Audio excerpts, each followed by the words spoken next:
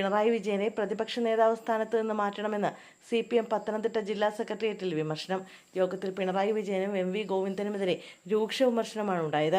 Party secretary പാർട്ടിയല്ല കുടുംബത്തെ സംരക്ഷിക്കാനാണ് ശ്രമിച്ചത്. പാർട്ടിക്കാർക്ക് മുഖ്യമന്ത്രിയുടെ ഓഫീസിൽ പുല്ലുവിലയായിരുന്നെന്നും വിമർശനമുണ്ട്. മന്ത്രിമാരുടെ പ്രവർത്തനം ശരിയായില്ലെന്നും മന്ത്രി വീണ ജോർജിനെയും ഇരുത്തിക്കൊണ്ട് അംഗങ്ങൾ പറഞ്ഞു. CPM കേന്ദ്ര കമ്മിറ്റി അംഗങ്ങളായ തോമസ് ഐസക്കും CS സുജാതയും പങ്കെടുത്ത യോഗത്തിലാണ് വിമർശനമുയർന്നത്.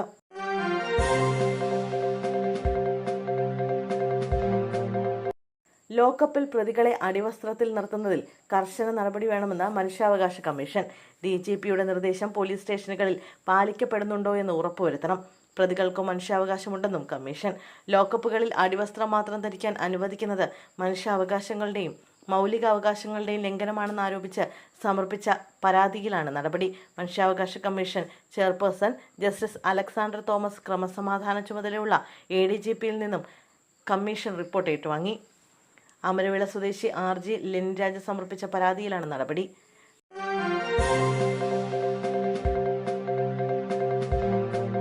നെട്ടൂർ കായലിൽ കുളിക്കാനിറങ്ങിയ വിദ്യാർത്ഥി മുങ്ങി മരിച്ചു. നെട്ടൂർ സ്വദേശി ആഷിറിന്റെ മൃതദേഹമാണ് കണ്ടെത്തിയത്. ഉച്ച മുതൽ ആഷിറിനായി തെരച്ചിൽ തുടരുകയായിരുന്നു. അതേസമയം അതിരപ്പള്ളി വിരിപ്പാറയിൽ പുഴയിൽ വീണ യുവാവിന്റെ മൃതദേഹം കണ്ടെത്തി.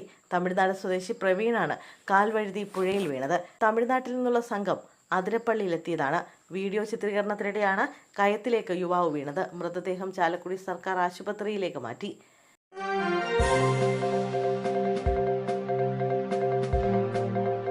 പാചകവാതക പ്രതിസന്ധിയെ തുടർന്ന് കടുത്ത നടപടിയിലേക്ക് നീങ്ങാൻ ഹോട്ടൽ ആൻഡ് റെസ്റ്റോറന്റ് അസോസിയേഷൻ. സംസ്ഥാനത്തെ 3000-ൽ പരം ഹോട്ടലുകൾ അടച്ചിടാൻ നീക്കം. വില കുറയ്ക്കാതെ ചെറുകിട കച്ചവടക്കാർക്ക് മുന്നോട്ട് പോകാനാകില്ലെന്ന് വിലയിരുത്തൽ. ജൂൺ 1-നകം പ്രതിസന്ധിക്ക് പരിഹാരം കണ്ടില്ലെങ്കിൽ പാർലമെന്റ് മാർച്ച് അടക്കമുള്ള പ്രതിഷേധ പരിപാടികളിലേക്ക് കടക്കും. മറ്റ് സംസ്ഥാനങ്ങളിലെ അസോസിയേഷനുകളുമായി സഹകരിച്ച് നീങ്ങാനാണ് ശ്രമം.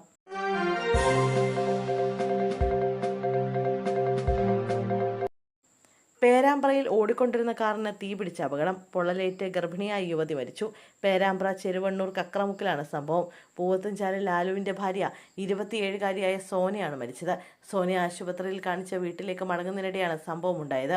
സോന കാറിന്റെ പിൻസീറ്റിലായിരുന്നു ഇരുന്നത്. വാഹനം ഓടിച്ചിരുന്ന ലാലു പരിക്കുകളോടെ രക്ഷപ്പെട്ടു. പിൻഭാഗത്തെ ഡോർ ലോക്കായതിനാൽ സോനയ്ക്ക് ഇറങ്ങാനായില്ല എന്നാണ് വിവരം. നാട്ടുകാരെത്തി സോനയെ പുറത്തെടുത്തെങ്കിലും രക്ഷിക്കാനായില്ല. പരിക്കേറ്റ ലാലുവിനെ കോഴിക്കോട് മെഡിക്കൽ കോളേജ് ആശുപത്രിയിൽ പ്രവേശിപ്പിച്ചിരിക്കുകയാണ്.